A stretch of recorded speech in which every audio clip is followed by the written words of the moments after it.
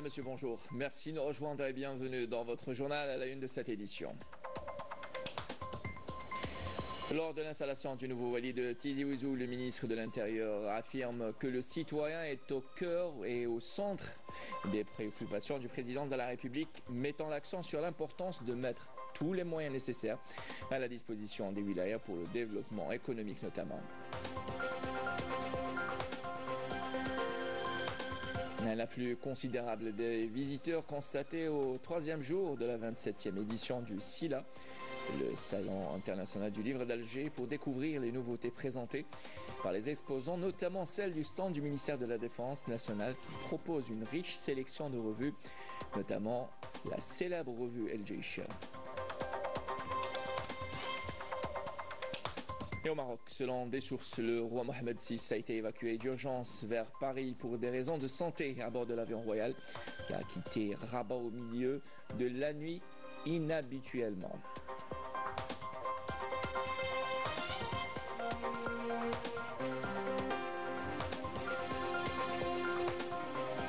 Souffle 38 wilayas expose au Salon du tourisme de jeunesse.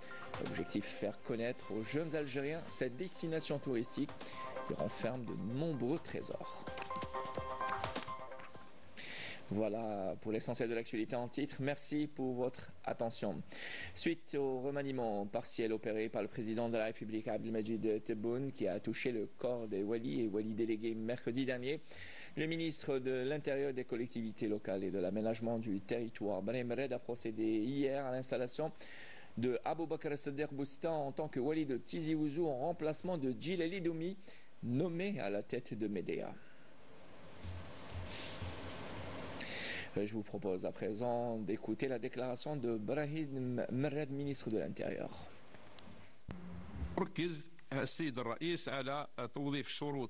Le président de la République insiste sur l'importance de mettre tous les moyens nécessaires à la disposition des wilayas afin d'aller de l'avant dans le développement économique et améliorer l'attractivité sur les investisseurs.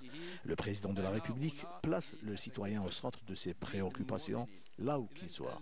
Pour lui, il est impératif de prendre en charge toutes les doléances du citoyen. C'est à travers cette dynamique économique qu'on pourra répondre aux attentes des citoyens. Et l'actualité est marquée également par l'ouverture de la 27e édition du Salon international du livre d'Alger, SILA. Un public nombreux au premier jour de la plus importante manifestation littéraire, culturelle en Algérie. Les visiteurs, principalement des jeunes, ont afflué vers le pavillon central, qui est l'espace le plus attractif du palais des expositions, où se trouvent de nombreuses maisons d'édition spécialisées dans les publications littéraires, intellectuelles et scientifiques, les manuels scolaires et parascolaires, les dictionnaires, les ouvrages religieux et autres. Raouf Hamouche nous dit un peu plus. Dès l'ouverture du 27e Salon international du livre d'Alger, un afflux considérable des visiteurs a été constaté. Pour eux, c'est l'occasion de découvrir les nouveautés présentées par les exposants.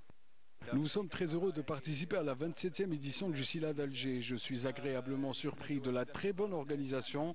Nous avons découvert d'excellents ouvrages comme ceux du Sultanat d'Oman ou encore du Qatar. Je viens de Tébessa et chaque année je viens découvrir les nouveaux ouvrages proposés dans le Salon du livre d'Alger. Nous avons vraiment apprécié l'éventail littéraire proposé par les exposants. Et comme vous l'avez remarqué, il y a une grande affluence. Le citoyen algérien a de tout temps été intéressé par ce rendez-vous littéraire.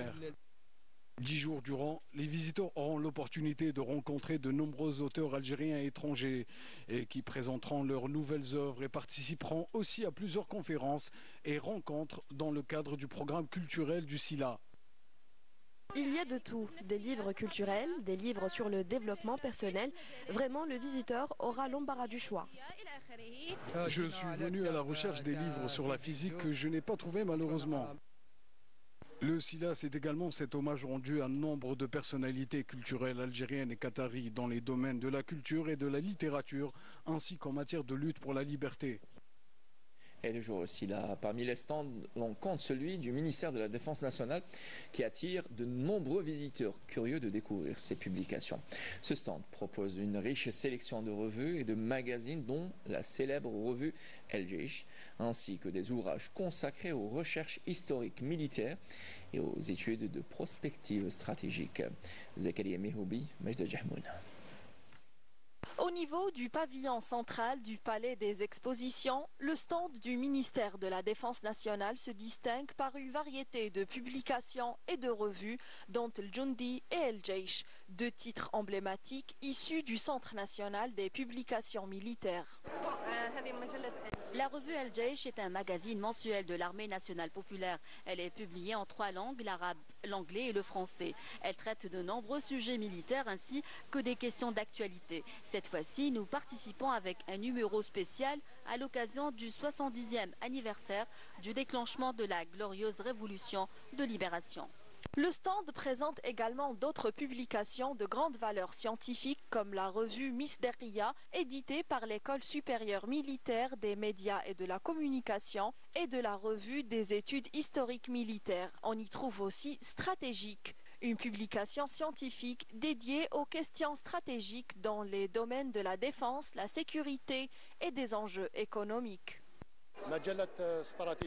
La revue stratégique est une revue scientifique semestrielle éditée par l'Institut militaire de documentation, d'évaluation et de prospective, relevant du ministère de la Défense nationale.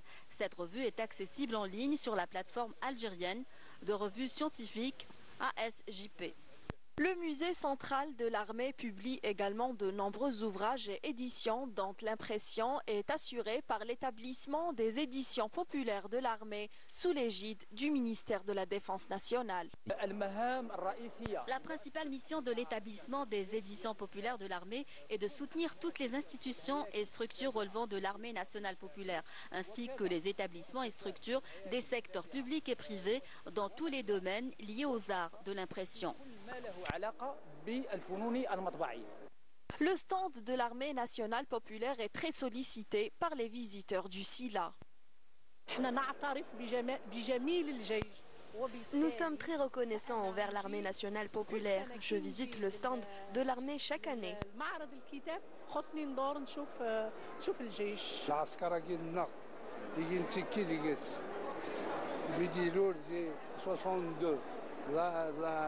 الوفلات سيدي ينسلولن يكمل هكا نتمنى غادي يخدم اين الواجب يناس هذه السفره قدود وين يلعب صورة الجيش الآن في القبلة. Les publications de l'armée sont toujours à la hauteur. Elles traitent des sujets d'actualité nationale ainsi qu'internationale. Ces publications et revues jouent un rôle essentiel dans la politique de communication de l'armée nationale populaire tout en renforçant les relations historiques entre l'armée et la nation. Et dans l'actualité internationale au Maroc, classé top secret, selon des sources, le roi Mohamed VI a été évacué d'urgence vers Paris à bord de l'avion plutôt royal qui a quitté Rabat au milieu de la nuit inhabituellement, et ce pour des raisons de santé. Plus de précisions avec Yanis Eid Belkacem. Le roi Mohamed VI a été évacué d'urgence vers la France pour des raisons de santé. L'avion royal a quitté Rabat au milieu de la nuit avant les horaires habituels de déplacement de Mohamed VI avant d'atterrir à l'aéroport de Roissy-Charles de Gaulle sous un dispositif de sécurité important. Si cette évacuation d'urgence soulève des inquiétudes dans un Maroc déjà en proie à des tensions sociales, elle vient confirmer les critiques des opposants marocains à travers le monde qui ont à maintes reprises mis en doute la capacité de Mohamed VI à s'acquitter pleinement de sa mission. Mohamed VI souffre d'une bronchopneumopathie chronique, une pathologie qui entrave le flux d'air et provoque des difficultés respiratoires, ce qui le contraint à réduire drastiquement son activité. Sa faiblesse apparente lors de ses rares apparitions publiques suscite des interrogations sur sa capacité à gouverner et la situation est suivie de près en raison de son impact potentiel sur la stabilité du Maroc. Tout le monde sait que Mohamed VI est très malade. Le Maroc s'effrite car aujourd'hui ce sont les sionistes qui le dirigent. L'évacuation en urgence du roi vient nourrir les tensions au sein de la famille royale qui se livre une véritable lutte pour la succession au trône. Compte tenu de sa situation budgétaire, n'arrive plus à répondre aux besoins élémentaires de la population marocaine, qui souffre le martyre à tous les niveaux d'ailleurs. L'absence prolongée du roi risque de fragiliser davantage la stabilité du Maroc et de mettre en péril l'avenir d'un pays et d'un peuple. Et puis en Palestine occupée, la nuit a été perturbée par des frappes sionistes qui ont visé notamment le camp de Nusayrat, lieu soi-disant sécurisé selon l'entité sioniste, faisant de nouveaux martyrs et blessés. Plus de précisions avec Marim Damis. Au camp de Nusayrat, la nuit a été marquée par de violentes frappes. Ce lieu soi-disant sécurisé selon l'entité sioniste n'a pas échappé aux missiles qui ont frappé les habitations en pleine nuit, plongeant des familles entières dans la terreur et le chaos. Le nombre de victimes palestiniennes ne cesse d'augmenter d'une manière effroyable. Les raids incessants menés par l'aviation sioniste sur la bande de Gaza ont coûté la vie à des dizaines de milliers de personnes, laissant une population dévastée et accablée par le deuil. Les équipes de secours et les habitants poursuivent leur recherche des corps des victimes coincés sous les décombres dans l'espoir de trouver des survivants. Nous étions tous assis. Il y avait environ 8 familles entre enfants et personnes âgées. Puis tout d'un coup, il y a eu le bombardement. Au nord de l'enclave, cette région assiégée depuis plus d'un mois, l'entité sioniste a commis un nouveau massacre détruisant des habitations de civils. Les équipes de secours ne pouvant accéder au lieu, seuls les habitants tentent de secourir les blessés parmi les décombres, certains d'entre eux devant se déplacer à pied pour atteindre l'hôpital. Nous avons pu extraire plusieurs victimes sous les décombres et nous continuons jusqu'à maintenant les recherches. La violence des bombardements qui s'intensifient de jour en jour a transformé la totalité de l'enclave en un véritable champ de ruines où toute bâtisse pouvant abriter des réfugiés est une cible potentielle. Les forces d'occupation sionistes poursuivent leur agression contre la bande de Gaza par voie terrestre, maritime et aérienne depuis le 7 octobre 2023. Et puis, cette dernière info, l'armée d'occupation sioniste a pris d'assaut ce matin 4 camps dans le gouvernorat de Naplouse, au nord de la Cisjordanie occupée. Il s'agit des camps de Balata, Askar Qadim, Askar Jadid et El Ain, dans la ville toujours de Naplouse. Et puis, retour chez nous, sport football, 8e journée de Ligue 1 mobiliste de football. Le MC Oran a battu hier soir l'entente de Sétif sur le score d'1-0. Plusieurs autres matchs sont au programme de cette journée avec à l'affiche. La rencontre qui mettra aux prises la GS Kabylie, l'USM Alger, ou encore la CS Constantine qui sera plutôt opposée à l'Olympique Arbou. La surprise de ce premier tiers de championnat, nous dit Fatah Abada dans ce compte rendu. Pour vendredi, il y aura 3 rencontres. Tout d'abord au stade Boumzrek de Chlef. L'ASO, avant-dernier du championnat, tentera d'ouvrir son compteur victoire en accueillant le MC El Bayed. Les Chelfawa ont tout intérêt à réaliser leur première victoire. Mais en face, ils auront une équipe du MC El Bayed très joueuse et qui risque de leur poser de gros problèmes. Les Genoux du PAC reçoivent quant à eux au stade du 5 juillet les 6 Kawa de l'USM Frenchla, revenus avec un précieux nul de leur dernier déplacement et sous la houlette de leur nouveau coach Bilal Zeri. Boulbina, le buteur actuel du championnat, et ses compères devront puiser au fond d'eux-mêmes pour venir à bout de la belle équipe Frenchli qui joue bien à l'extérieur. À Constantine, une belle empoignade opposera le CSC aux Akboussiens. Les coéquipiers de Dib auront sûrement à cœur de surmonter devant leur public leur première défaite de la saison concédée à Oran. Même chose pour l'Olympique Arbou qui a perdu pour la première fois à domicile face à l'ES Mostaganem. Cette 8e journée sera clôturée samedi avec 4 rencontres. Les Bécharis de la JS Saoura reçoivent le MC Magra mal en point ces derniers temps. Suibah et ses coéquipiers semblent bien partis pour glaner les 3 points de la victoire. L'affiche de la journée aura pour théâtre le stade Hussein Ahmed de Tizi Ouzou où 2 co-leaders se rencontrent. En effet, les Canaries du Djurdjura accueillent l'USM Alger dans un choc prometteur où chacune des 2 équipes voudra remporter les 3 points pour rester en tête du classement. Un autre co-leader, en l'occurrence le Mouloudia d'Alger, reçoit au stade du 5 juillet l'US Biskra. La partie ne sera pas de tout repos pour les Algérois. En face, ils auront des biscrits qui voudraient sûrement créer la surprise et effacer leur dernière défaite face aux Canaries. Enfin, les Mostaganémois reçoivent la lanterne rouge surprise, le CR Belouizdad. Amrani et ses troupes sont dos au mur.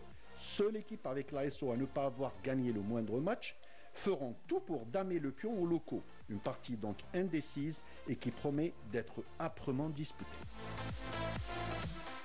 Et un mot de tourisme pour terminer cette édition. Le salon du tourisme de jeunesse se déroule cette année à Oued-Souf avec la participation de 38 wilayas.